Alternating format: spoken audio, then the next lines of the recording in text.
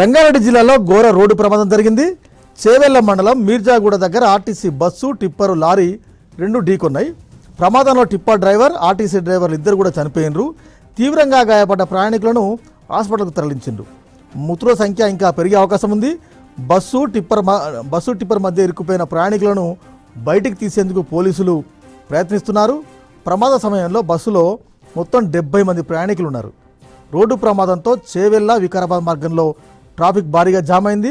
మూలమలుపు దగ్గర tipper over speed కారణంగా ఈ ప్రమాదం జరిగిందని స్థానికులు చెబుతున్నారు. టిప్పర్ ఢీకొనడంతో ఆర్టీసీ బస్సులో డ్రైవర్ సైడ్ పూర్తిగా దెబ్బతిన్నది.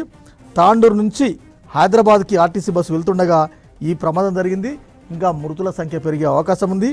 ఈ ఘటనపై పోలీసులు కేసు నమోదు చేసి దర్యాప్తు చేస్తున్నారు. చేవెళ్ల మండలం ఖానాపూర్ స్టేజ్ వద్ద అటు తాండూరు డిపోకి చెందిన బస్సు తాండూరు నుండి హైదరాబాద్ వస్తుంది. సో ఈ రోజు తెల్లవారుజామున అరౌండ్ 5:30కి బస్సు తాండూరు నుండి స్టార్ట్ అయింది. స్టార్ట్ అయిన కొద్దిసేపటికి, ఎందుకంటే అటు తాండూరు, చేవెళ్ల, దాంతో పాటు ఖానాపూర్ మొత్తం కూడా ఇవన్నీ పరిసర ప్రాంతాలు. సో ఈ ఖానాపూర్ స్టేజ్ వద్దకు వచ్చిన తర్వాత ఒక్కసారిగా మూల మలుపు ఉండడం తోటి ఆ మూల మలుపు వద్ద బస్సు అటు ఓవర్ స్పీడ్ గా ఉండడము, at the same time tipper సంబంధించి కూడా ఆపోజిట్ రూట్ లో వస్తున్న క్రమంలో రెండు మూల మలుపు వద్ద ఢీకొన్నట్లయితే ప్రస్తుతం మనకు సమాచారం ఉంటుంది. సో బస్ లో దాదాపు 70 మంది ప్రయాణికులు ఉన్నారు. 70 మంది ప్రయాణికులు at the same time tipper సంబంధించి మొత్తం కూడా కంకర లోడ్ తో వెళ్తుంది. సో యాక్సిడెంట్ జరిగిన తర్వాత ఒక్కసారిగా ఆ కంకర మొత్తం కూడా బస్సు అద్దాలని మొత్తం కూడా పగలగొట్టి కంకర బస్సులోకి చేరింది. సో ప్రయాణికులు ఎవరైతే డ్రైవర్ వెనకాల ఫస్ట్ 4-5 సీట్స్ సంబంధించి ఏదైతే ఉంటాయో మొత్తం కూడా కంకర టిప్పర్ లో ఉన్నటువంటి కంకర మొత్తం కూడా బస్సులో వచ్చి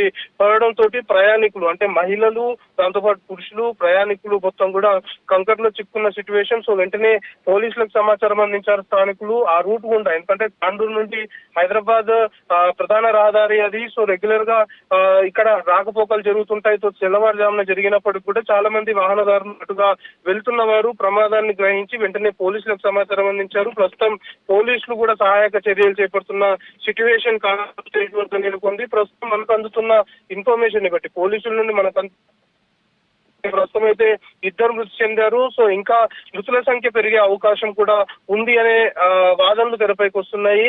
ప్రస్తుతం పోలీసులు కేసు నమోదు చేసి దర్యాప్తు చేస్తున్నారు. ఎవరైతే ఆ కంకర్లో చిక్కున్నారో మొత్తం కూడా తీవ్రంగా గాయపడ్డ సిచ్యువేషన్ ఉంది. అందరినీ కూడా చేవెళ్ల ప్రభుత్వ ఆసుపత్రికి తరలిస్తున్నారు. సో ఇంకా అటు ఆ టిప్పర్ సంబంధించి డ్రైవర్ ఎవరైతే ఉన్నారో మొత్తం కూడా